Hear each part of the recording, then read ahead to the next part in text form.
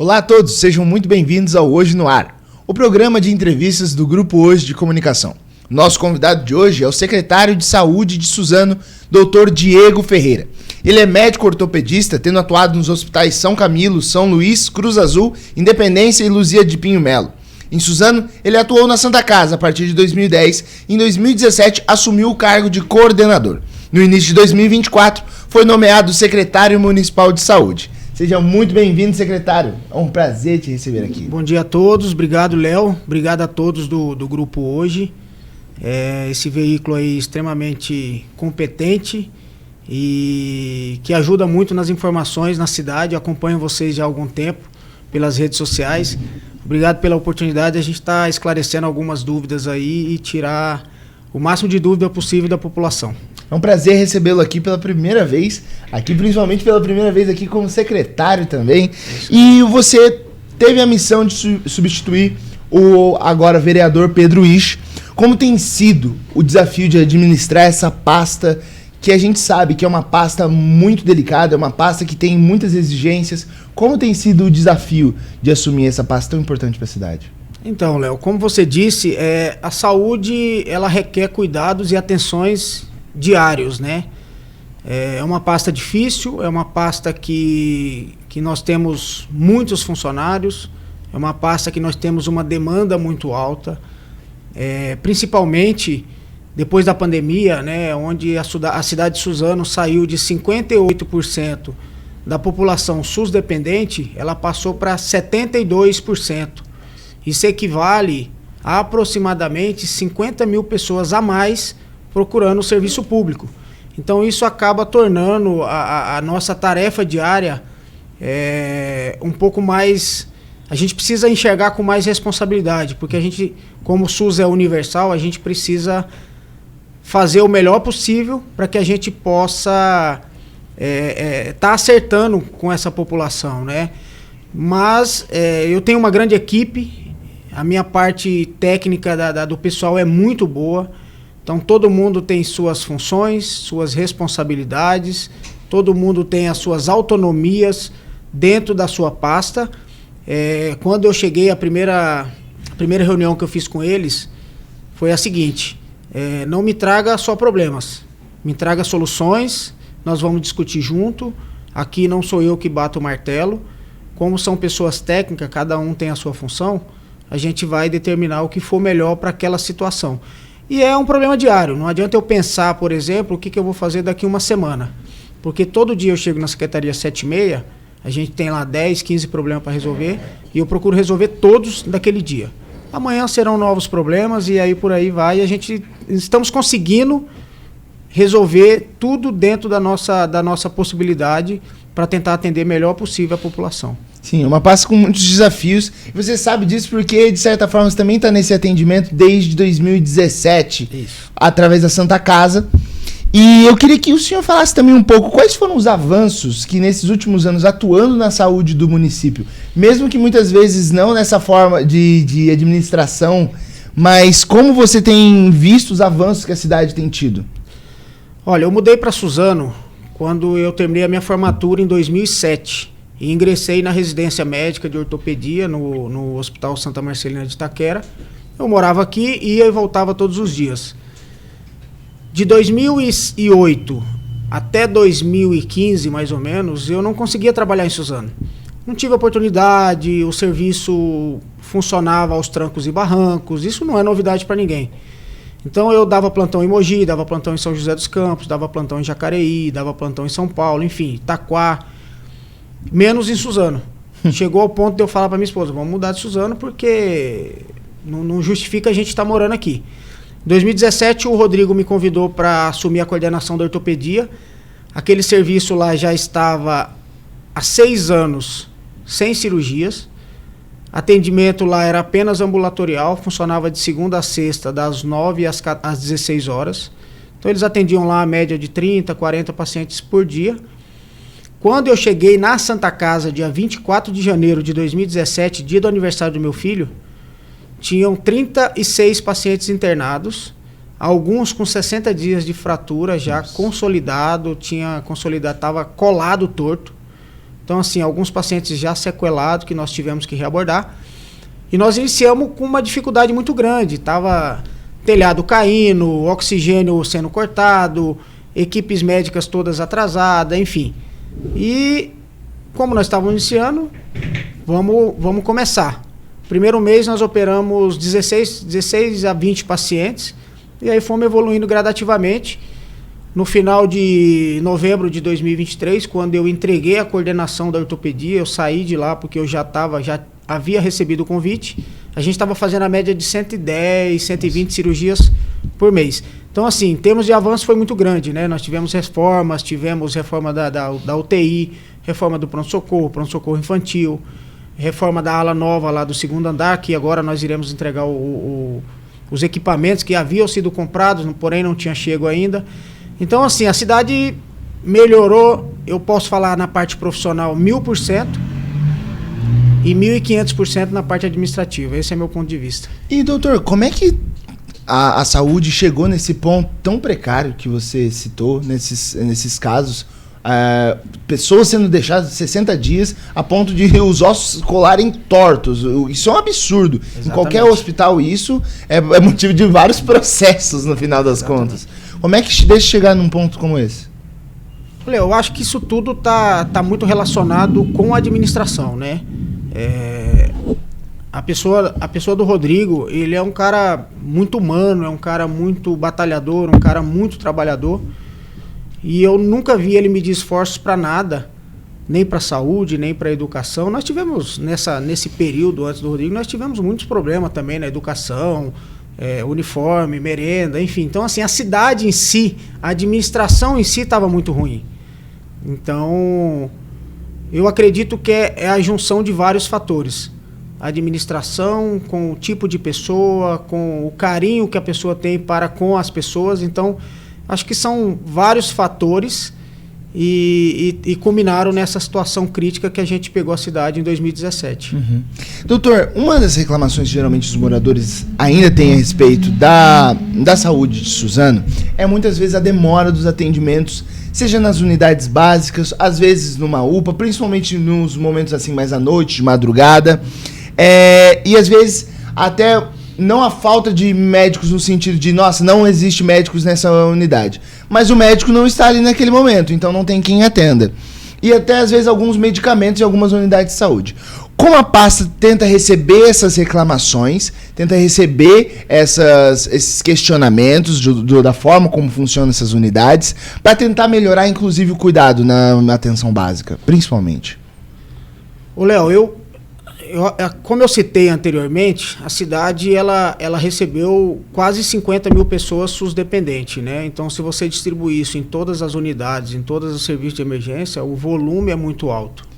Então, acaba sobrecarregando. Por isso é que foi inaugurada a UPA do Jardim Revista. Por exemplo, aqui no pronto-socorro municipal, atendia a média de 800 pacientes em 24 horas. Quando se abriu a UPA, falou, vai cair aí 20%, 30%. A UPA hoje atende 500 pessoas por dia e o pronto-socorro atende 950. Então, assim, essa conta não fecha. Por quê? Isso é dados, tá? Em torno de 20% dos atendimentos da cidade de Suzano são de outros municípios. Da mesma forma que outros municípios também atendem a cidade de Suzano. Uhum. A gente não vai deixar de atender ninguém. Mas nós passamos por um período muito difícil, o período da dengue aí, a maior pandemia dos últimos 50 anos.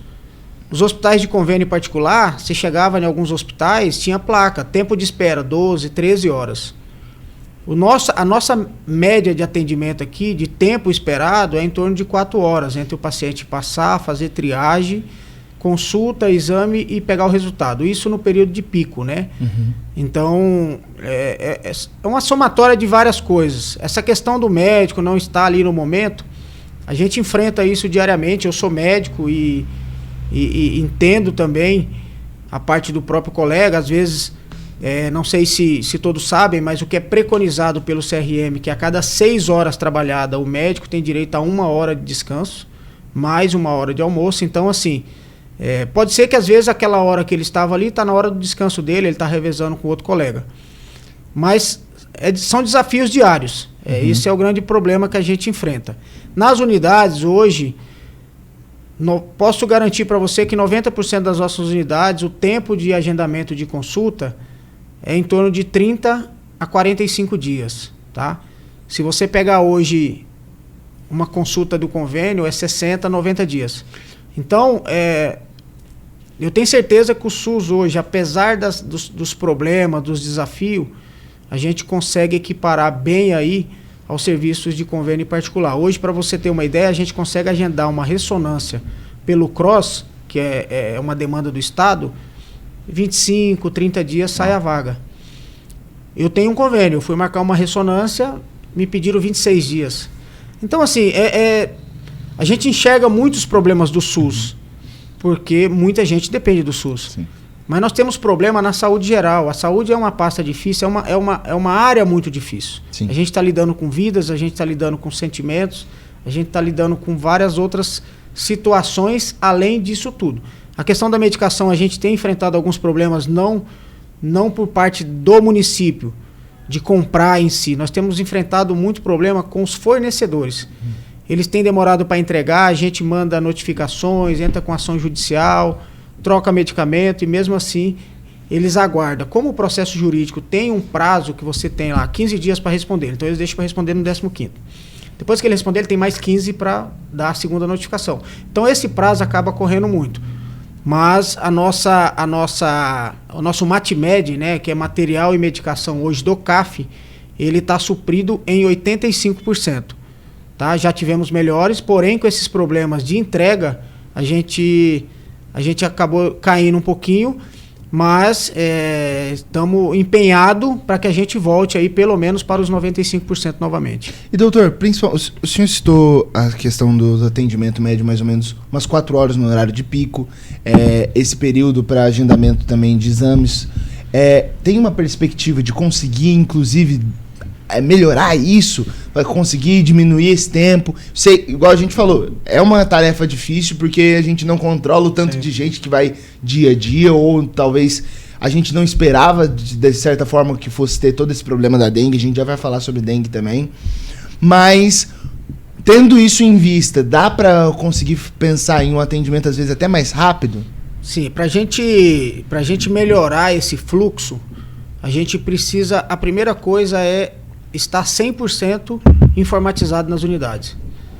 Nós não temos todas as unidades informatizadas, até mesmo por problemas de internet, né? Tem algumas regiões, por exemplo, região de Palmeiras, algumas regiões onde o sinal de internet ainda é muito ruim, mas nós temos um projeto aí já para ser executado, onde nós iremos implementar 100% de autonomia nas unidades, inclusive para agendamentos. As unidades, os próprios gerentes, mais outras pessoas estarão fazendo treinamento com acesso ao CROSS, já para fazer o agendamento direto pela unidade. Legal. E outro projeto que a gente tem em vista é lançar um aplicativo de agendamento, né? Eu sei que isso pode ser que seja um pouco mais difícil. Tem muita gente que não sabe mexer com o celular ainda, não sabe mexer com o aplicativo, mas eu acredito que é tudo questão de adaptação. Sim. O ser humano, ele é adaptável. Então a gente tem um estudo já para montar esse aplicativo de agendamento, e eu acredito que isso, a pessoa agenda de casa, então vai ficar tudo muito mais fácil. Mas temos sim desenhos de projeto para que a gente possa melhorar o fluxo. Na saúde, o que mais determina o prazo de atendimento é o fluxo. Sim.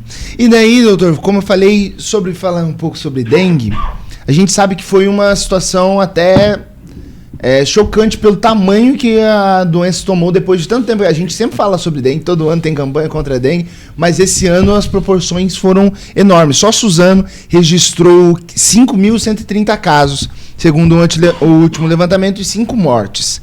A cobertura vacinal da doença até agora é 45,72%. Você considera que a adesão para a vacinação está dentro do esperado, ou o senhor até esperava mais, esperava que fosse surtir mais efeito essa campanha de vacinação? Na verdade, essa porcentagem ela está relacionada mais com a quantidade de doses que a gente recebeu, né? A vacina da dengue ela está dentro do Programa Nacional de Imunização, que é disponibilizado pelo governo federal. Então nós recebemos um número de doses muito baixo. Nós recebemos 8.400 doses, se eu não me engano, para um público-alvo, para fazer a primeira dose. Depois de 90 dias tem que ser feita a segunda dose. Porém, nós não recebemos nem a segunda dose desses pacientes que receberam a primeira. E não, já mandamos e-mail, cobrança, e até hoje não tivemos uma resposta. Então, assim, a questão da vacina, ela está mais relacionada ao governo federal do que ao próprio município. Nós poderíamos ter atingido um pouquinho mais de adesão, porém, por exemplo, nós tivemos que devolver uma quantidade pequena de dose, porque não tinha sido utilizado. Então a adesão está muito baixa, não só para dengue, para todas as vacinas, né? Eu não sei o que tem acontecido com a população, mas no país inteiro não tem se atingido a meta que é esperada. Então não sei se foi a politização, toda aquela questão do Covid, tudo isso pode ter influenciado as pessoas a não fazer o uso da imunização, que eu acho que é uma besteira. Porque se existe a vacina, é a única forma de você proteger da doença. Exatamente. Depois que você pegar a doença, se torna muito mais difícil, mais difícil para você, mais difícil para o sistema de saúde.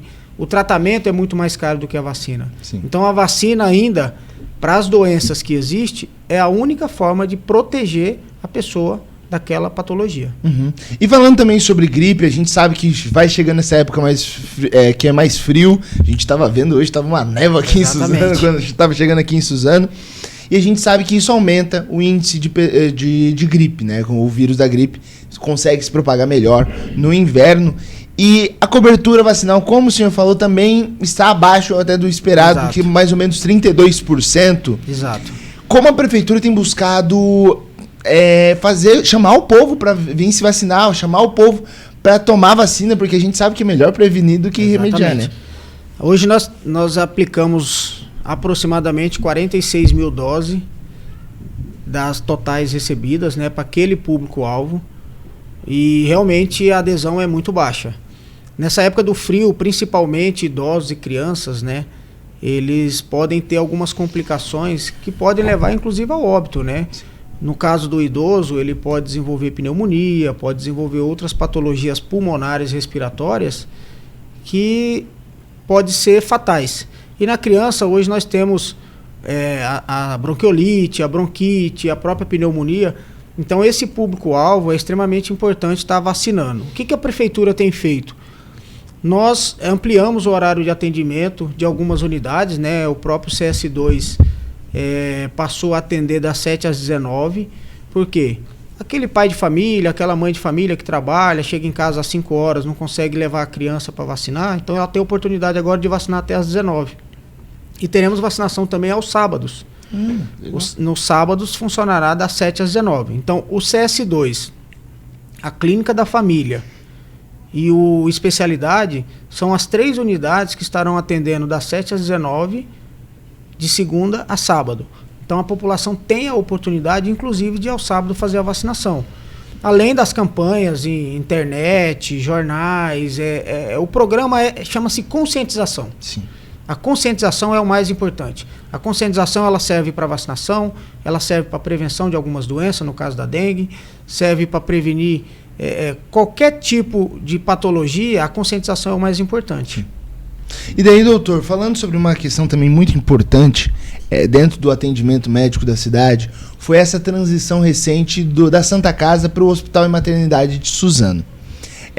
A gente sabe que isso também envolveu até o pronto-socorro municipal. E eu queria saber, por que a pasta resolveu fazer essa mudança? Como chegaram a essa ideia de, nossa, talvez seja melhor a gente mudar de Santa Casa para o Hospital Maternidade de Suzano? Bom, a Santa Casa de Suzano, ela vinha num déficit crescente, né? A Santa Casa, ela tinha um déficit mensal em torno de R$1 milhão por mês. Uma entidade que trabalhava com 6 milhões mensais, tinha um déficit de 1 milhão por mês, então nós estamos falando aí quase em 20%. Nenhuma empresa consegue se perpetuar por muito tempo com 20% de déficit. Muita gente ainda tem vários valores a receber referente ao mês de março. Então nós estamos em junho a Santa Casa não conseguiu pagar todo mundo de março ainda. Está fazendo o planejamento financeiro, serão todo mundo pago. Então, a gente vinha com uma dívida crescente. Então, essa dívida somava aí de 12 a 15 milhões por ano. Nossa. Fora juros, fora correção monetária, fora tudo. Então, uma forma da gente estagnar, paralisar essa dívida seria a terceirização do serviço. Outro fator que levou a gente a tomar essa decisão, o Estado implementou a nova tabela SUS paulista. E a nova tabela SUS paulista, ela contemplava as entidades filantrópicas, porém, as que não estivessem sob intervenção. E a nossa estava sob intervenção. Então, a gente não iria receber esse valor. A gente recebia um valor do Estado de 450 mil por mês. Com a nova tabela SUS paulista, o nosso teto é 1,5 milhão. Então, assim, a gente deixaria de receber aí 900 mil, 950 mil, que talvez seria esse déficit que estava na Santa Casa. Uhum.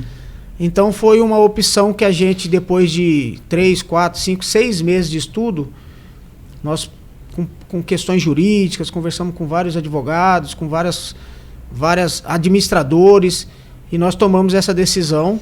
E a secretaria agora, antigamente, ela além de administrar, ela tinha que cobrar. Então agora a nossa função é cobrar resultado. A gente tem prestação de conta mensal, tudo que é pago é somente sobre o que é produzido. Então não tem mais aquele desencontro de informações. Então hoje a nossa função é cobrar.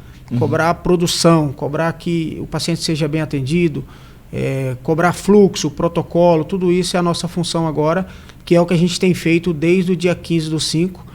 E eu tenho visto melhoras. Eu vou praticamente 2, 3 vezes por semana no pronto-socorro ver como é que tá. Tá cheio? Tá cheio.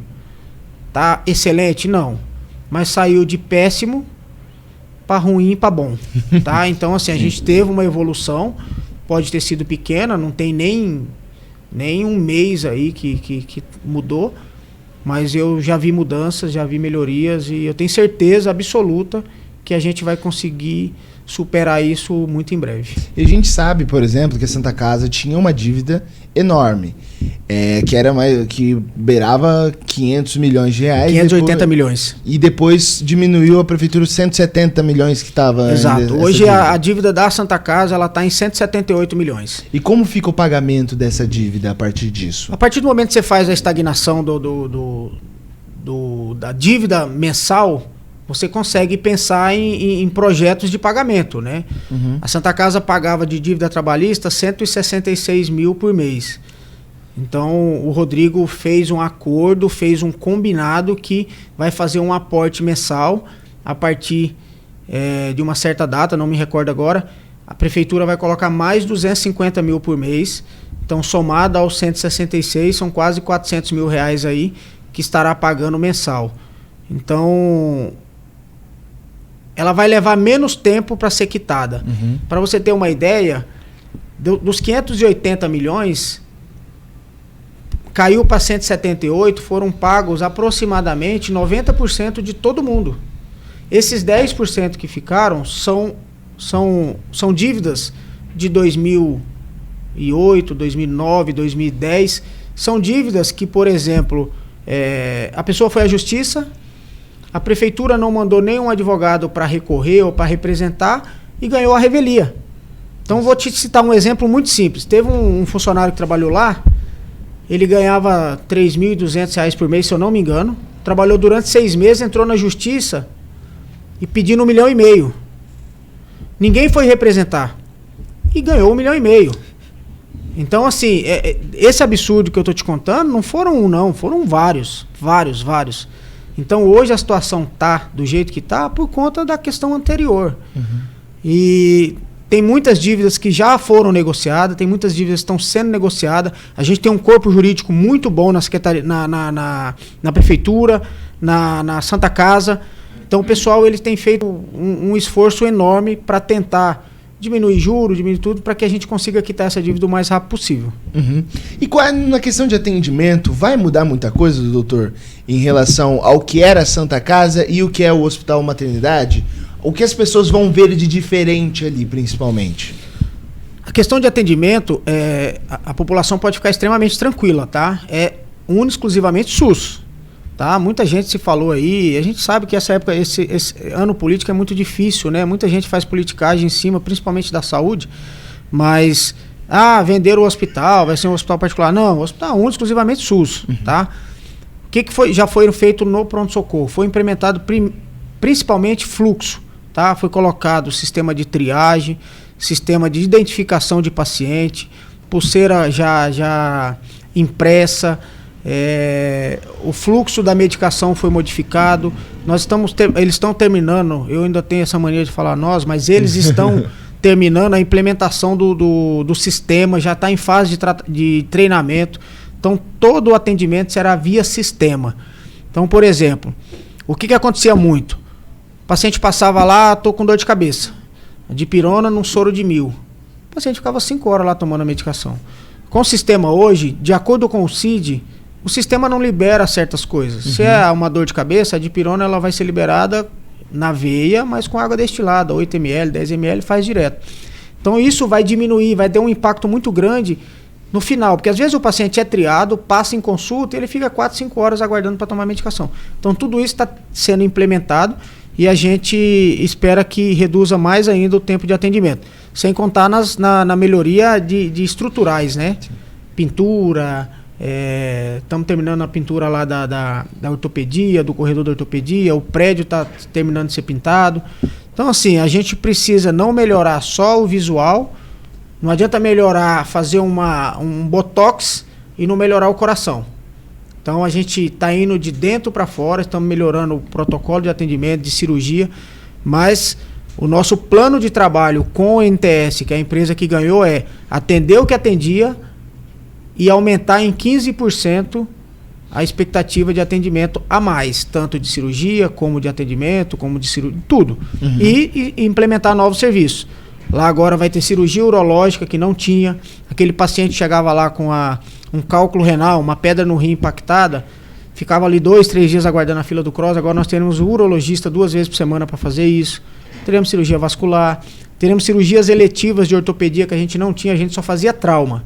Então agora a gente está negociando com o Estado para a gente cadastrar alta complexidade também, para que a gente possa realizar as próteses de joelho, próteses de quadril, que a maior demanda da ortopedia são as próteses. Caramba. Então a gente já está em tratativa, já mandei o protocolo junto com o jurídico da secretaria e nós temos uma reunião na próxima semana para estar adequando valores para a gente estar podendo fazer isso aí. Que legal, isso é muito bom. E a gente sabe que para ter essa expectativa de atendimento, a gente também tem a questão dos funcionários. Foi uma coisa muito comentada durante essa transição, porque foi feito um processo de recontratação dos funcionários, mas para isso teve o PDV, né? Isso. Que é o processo de demissão voluntária. Isso. Então, como funcionou mais ou menos esse processo para que fosse até justo com todos os funcionários ali que trabalhavam na Santa Casa? Então, Léo, é o seguinte, se você fosse demitir todo mundo e falar assim, todo mundo está demitido, procura seus direitos e ponto final. Eu, particularmente, fui contra. O Rodrigo foi contra. O Pedro, na época, foi contra. Porque não seria justo com as pessoas. Você trabalhou aí 30 anos, procura seus direitos. E a gente também não tinha verba financeira, situação financeira para pagar todo mundo, pagar tudo de uma vez. Então a gente tentou colocar na balança e chegamos à definição, após a conversa com algumas pessoas do meio jurídico, sobre o PDV. E o plano de demissão voluntária é o seguinte, a pessoa assina um compromisso de que ela aderia ao plano de demissão, todos receberam, tá? Receberam 100% da sua rescisão no último dia agora de maio. Nós pagamos lá 6.800.000 de rescisão e foi feito um acordo de parcelamento do fundo de garantia que nunca havia sido pago, nunca. Santa Casa nunca havia pago o fundo de garantia do funcionário. E a garantia é que esse funcionário, a partir do momento que ele aderisse ao PDV, ele seria imediatamente recontratado, teria seus direitos pagos. Então, os funcionários já do dia 15 de maio ao dia 31 de maio, já foi pago parcial o FGTS dele. Então, os funcionários teriam essa garantia. Fora a garantia de melhoria de condições, né? O funcionário vai receber vale transporte, tem alimentação no local, antigamente não tinha, as pessoas tinham que levar marmita, esquentar no micro-ondas, hoje tem um refeitório improvisado, porém eles estão reformando um outro para caber um maior número de pessoas. Então eu acredito que entre tudo que aconteceu, foi a melhor situação. Os funcionários que estão lá hoje, eu tenho certeza que estão satisfeitos, estão trabalhando com dignidade. E é o que eu falo, quando eu vou lá 2, 3 vezes por semana, eu tenho amizade com muita gente. Trabalhei lá durante 17 anos. Antes de 2017, eu dava alguns plantões eventuais lá. Aí teve um mandato de um governo que eu acabei saindo e fiquei fora sempre aí. Mas eu tenho muita amizade. Eu falo, qualquer problema vocês me avisam. E tem meu telefone, tem tudo. E é o que eu falei anteriormente, a nossa função é cobrar. Cobrar para o paciente, cobrar para o funcionário e cobrar da entidade para que aquele hospital se torne uma referência para nós. Sim. E falando em hospital também, estamos já no segundo semestre de 2024, basicamente, né? Já estamos em junho, então já estamos aí adentrando o segundo semestre de 2024, que é a previsão, tinha sido a previsão dada pela Prefeitura a respeito do Hospital Federal de Suzano. As obras já estão adiantadas a ponto da gente ter essa inauguração ainda esse ano? É uma data que eu não posso bater o martelo, porque assim, a obra, ela é uma pequena ponta do iceberg, né? Sim. É uma obra que está aí com 53%, 54% das obras concluídas, porém, após a conclusão, aí tem outras questões, né? Nós temos mobiliários, nós temos contratação de pessoas, nós temos várias situações. A previsão é realmente entregar até o final do ano, tá? Nós iremos para Brasília no próximo mês, conversei com o prefeito ontem, a gente tentar buscar verba para a gente equipar o hospital. Para você ter ideia, o hospital vai custar algo em torno de 60 milhões. Mas de equipamentos, são quase 30, 28 milhões. Então, assim, é muito dinheiro. O RH lá de trabalho vai ficar algo em torno de 10, 12 milhões por mês. Então, a previsão realmente está para o final do ano, não foi modificado nada, mas dependemos também dessa questão da ida em Brasília para a gente conseguir um aporte do governo federal e do governo estadual para equipamentos. Mas não foi modificado não, tá? A previsão está para o final de 2024. E daí, qual vai ser o impacto, principalmente, que este hospital vai ter para a saúde de Suzano? Vai poder dizer que vai ser algo que vai mudar completamente a saúde aqui da cidade? Na questão do pronto atendimento, eu acredito que vai ser um impacto muito grande, né? Hoje nós temos 3 equipamentos que atendem pronto-socorro, né? Dois atendimentos de porta e o pronto atendimento de Palmeiras. Então nós temos a UPA do Jardim Revista, nós temos o pronto-socorro municipal, temos o PA de Palmeiras. Abrindo o Hospital Federal, a nossa ideia é transferir todo o atendimento adulto, tá, para lá. Então, ortopedia, clínica médica, cirurgia geral, transferir para lá e transferir o pronto-socorro infantil para lá, porque lá foi construído em espelho, então vai ter o pronto-socorro adulto e o pronto-socorro infantil. A Santa Casa, a antiga Santa Casa, a gente não perde essa mania, mas é o Hospital Maternidade Suzano, a nossa ideia é transformar lá num grande hospital materno-infantil, referência para ginecologia, obstetrícia e infantil. E esse ano ainda a gente quer implementar um novo equipamento lá dentro do hospital, que é a UTI infantil. Nós não temos, lá nós temos somente a UTI neonatal, que é referência da UTT. Então o paciente que precisa... E a neonatal é o seguinte, o paciente só pode ir para ela até 28 dias de nascido. 29 dias ele tem que ir para a UTI infantil. Então a gente fica na dependência de alguns outros equipamentos. Então a nossa ideia é desafogar realmente o serviço de urgência e emergência. E temos uma novidade, esse ano ainda, muito provavelmente até final de junho, começo de julho, a gente quer implementar a pedra fundamental da UPA de Palmeiras. Nós estamos na fase final da licitação do contrato. Na verdade, houve um recurso e esse recurso está se encerrando. Então, eu acredito que até o final de junho agora a gente já vai lá colocar a pedra fundamental para iniciar as obras ainda esse ano. Que vai ser uma obra também muito importante, principalmente ali para a região sul, que vai conseguir também ser mais uma porta de entrada também de urgência e emergência, né? Para poder auxiliar nos atendimentos. Facilita muito, né? A pessoa que mora em Palmeiras, às vezes ela Se você pegar lá a ponta extrema de Palmeiras até o pronto-socorro municipal aqui, dá 20, 25 quilômetros. Então, muita gente às vezes não tem condição de pegar uma condução para vir. E aí a gente, estruturando 3 serviços de urgência e emergência, um na região norte, um na região sul e um na região central, a cidade hoje ela é dividida em 3. Então, você pega a região norte, tem em torno de 100 mil habitantes. Você pega a região sul, algo em torno de 100 mil. E a região central, 120, 130. Então, você consegue descentralizar o serviço. Uhum.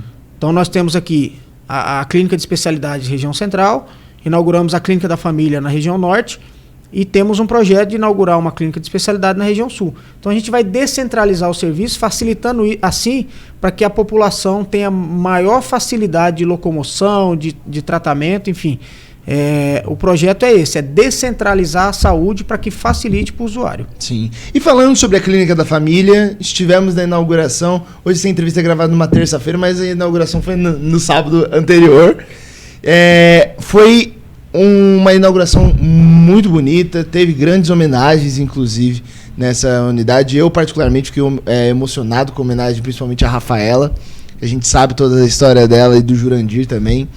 E são amigos queridos aqui do Grupo Hoje. E eu queria que o senhor falasse um pouco sobre a importância que esse equipamento vai ter ali para a região norte. O senhor já até falou, de certa forma, da importância dessa descentralização, mas quais serão as principais especialidades que vão atender nessa nova unidade? Aquela clínica da família, eu fiquei extremamente emocionado também, né? Por ser o primeiro equipamento que eu inaugurei como secretário, né? Eu não esperava que estaria aquela quantidade de gente, eu até fiquei bem nervoso na hora de falar, mas foi muito, muito legal, o pessoal adorou, ficou muito bonita. Ontem nós fomos lá às 7h30 no primeiro dia de atendimento, fui lá cumprimentar os colegas médicos, agradecer pela disponibilidade de estar indo para lá. A nossa meta lá é atender acima de 2.500 pacientes por mês, sendo que esses pacientes antigamente teriam que ir para a clínica de especialidade próxima ao bombeiro. Então a importância daquele equipamento é exatamente essa, da maior vazão para a região norte, da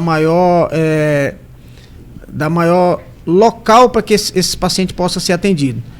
Então nós teremos lá oftalmo, proctologista, gastrologista, ortopedia, reumatologista, clínica médica, clínica geral, pediatria, ginecologia e obstetrícia, uma sala de ultrassom com aparelho novo, tirado da caixa. Então nós teremos ultrassom também para aquela região.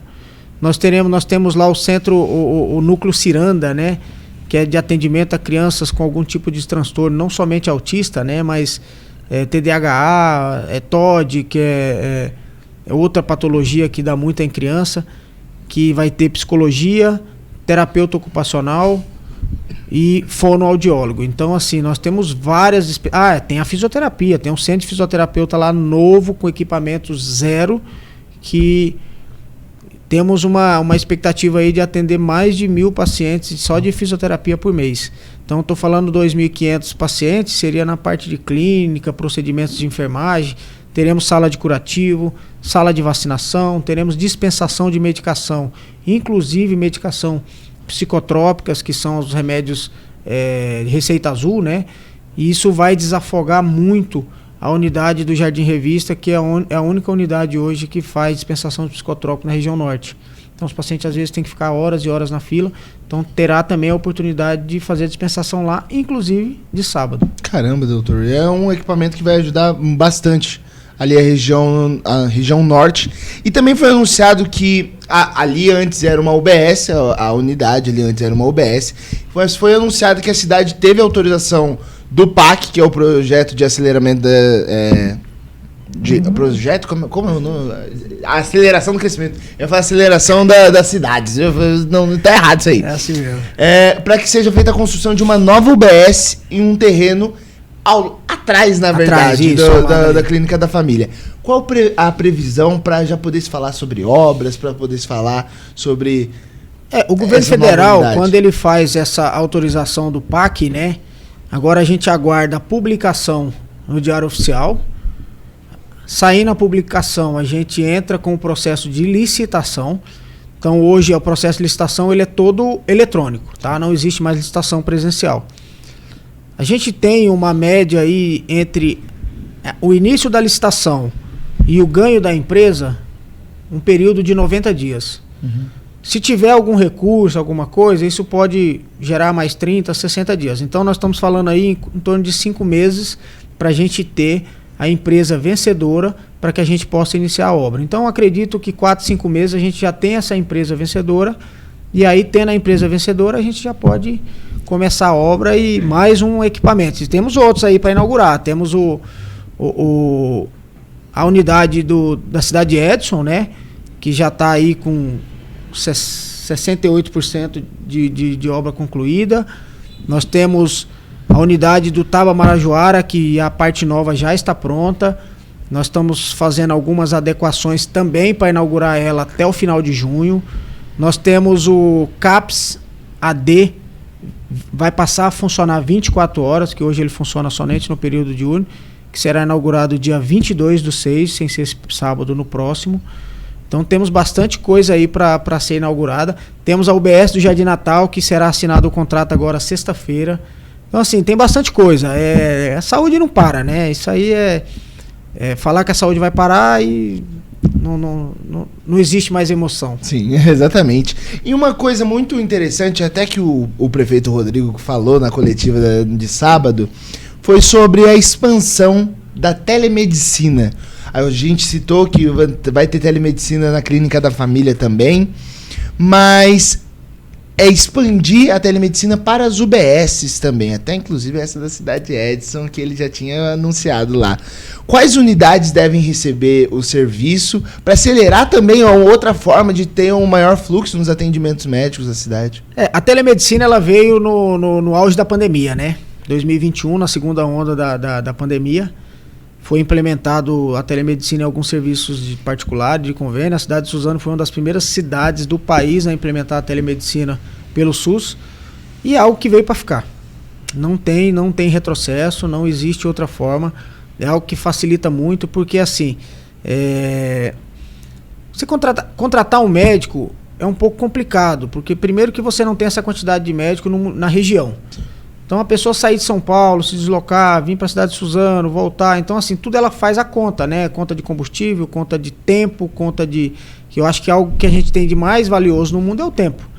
Então, e a telemedicina vem para ajudar. Hoje nós temos a telemedicina lá na UPA do Jardim Revista, no container, foi inaugurado no ano passado, para desafogar uma fila de psiquiatria daquela área.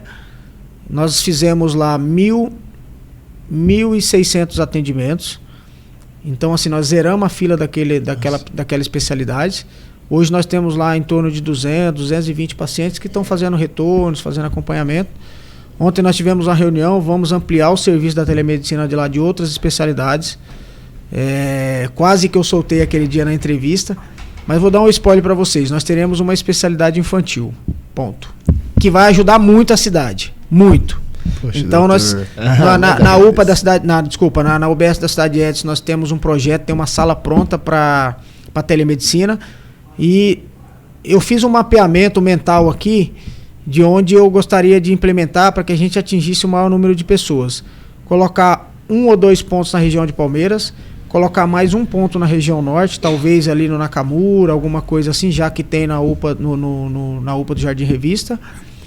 Implementar um aqui no centro, tá? Pode ser no CS2 e um no Casa Branca. Então nós temos aí, o projeto seria ampliar mais 5 pontos de telemedicina pela cidade.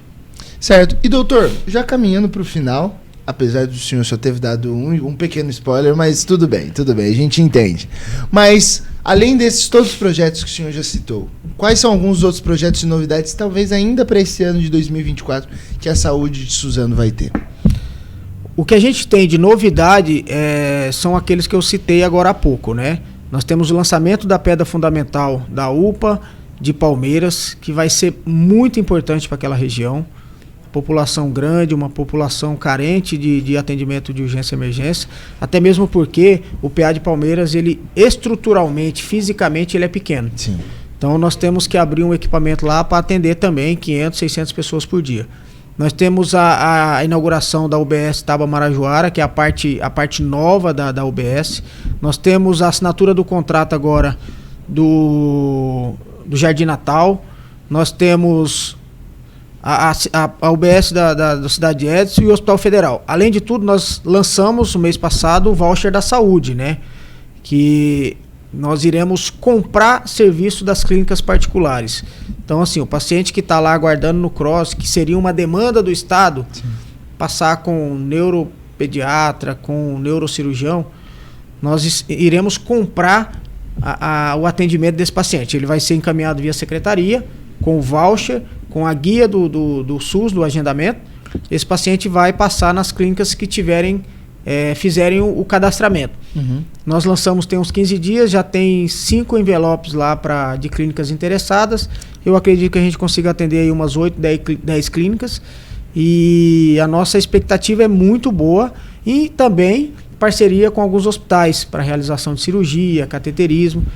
Então vai ser investido um montante alto aí, né?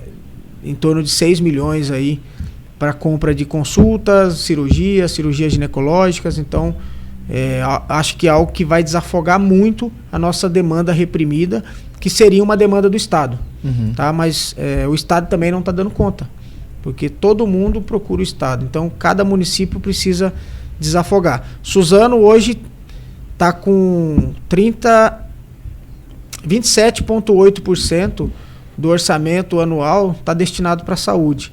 O que é preconizado é apenas 15%. Então pode ser que a gente atinja aí 30%, 32%, porque o Rodrigo ele não dá moleza não. É para fazer, tem que fazer. Então provavelmente a gente fecha o final do ano aí em torno de 30%. E esse projeto do voucher é muito legal, né? Porque permite também, além de tudo, além de um outro atendimento de qualidade, igual o senhor falou, melhorar o fluxo dentro da saúde dos atendimentos. Acho que vai ser muito importante para a população. A gente está nós fizemos o lançamento com várias clínicas presentes. Se eu não me engano, naquele dia tinha 11 ou 12 representantes de clínicas. Abrimos espaço para o pessoal tirar dúvidas e respondemos tudo. E o pessoal ficou muito contente, inclusive com o valor, né? A tabela SUS não dá para pagar porque ela não é reajustada desde 2008. Uma consulta na tabela SUS hoje é R$6. Nossa. Você não paga nem a impressão da ficha. Aí foi lançada a tabela SUS Paulista. A tabela SUS Paulista paga algo em torno de R$20. Então nós lançamos a tabela municipal. Nós fizemos uma base ali entre a tabela SUS Paulista e para consulta a gente utilizou a tabela da Justiça, que é a TabJus. Então uma consulta hoje, o nosso voucher, a clínica que atender vai receber R$63. Nossa. Ela paga mais do que alguns planos aí de saúde. Então temos exames, cateterismo, Holter, eletro, eco, ultrassom, tomografia, tudo que tiver dentro da tabela SUS Paulista, a gente vai estar oferecendo para a população. Inclusive, ontem eu estive conversando, estamos fazendo um estudo aí, pode ser que a gente consiga incluir, inclusive, a cirurgia bariátrica. Olha só. E daí pelo serviço público, nossa, isso seria ótimo. Exatamente, a gente vai comprar esse serviço de alguns hospitais particulares. Então, a gente, pela tabela SUS Paulista, a gente tem uma grande expectativa. Eu falo isso porque isso devolve qualidade de vida para o paciente. Sim. O paciente se sente melhor. Eu posso falar porque eu sou bariátrico. Eu operei faz 4 anos.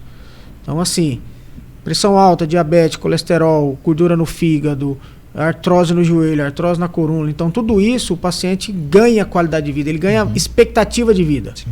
A pessoa obesa é uma pessoa inflamada. Ela tem inflamação por natureza. O paciente sente dor, cansaço, sonolência.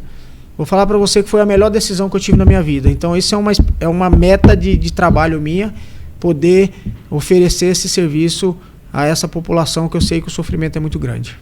Doutor, eu agradeço muito por essa entrevista, agradeço muito por dispor desse tempo para a gente estar falando um pouco sobre a saúde. Suzano, eu abro esse espaço para você fazer suas considerações finais. Gostaria de agradecer primeiramente a todo mundo do grupo hoje. Acho que foi uma entrevista muito boa, muito legal. Você me deixou extremamente à vontade aqui. A credibilidade que vocês têm, não só na cidade de Suzano, como a região do Alto Tietê inteira, isso mostra que vocês são pessoas do bem, de caráter, e estou sempre à disposição. Espero que eu tenha conseguido responder tudo que a população tenha de dúvida e deixar claro que as portas da Secretaria de Saúde estão sempre abertas para a população, para quem precisar, qualquer dúvida, pode me dar um grito lá, que se eu não conseguir resolver na hora, eu resolvo daqui a pouco. Muito obrigado a todos. Eu que agradeço, doutor, agradeço por esse bate-papo, agradeço pelos seus esclarecimentos e agradeço também a você, que nos acompanhou até o final dessa entrevista. Meu muito obrigado e até a próxima.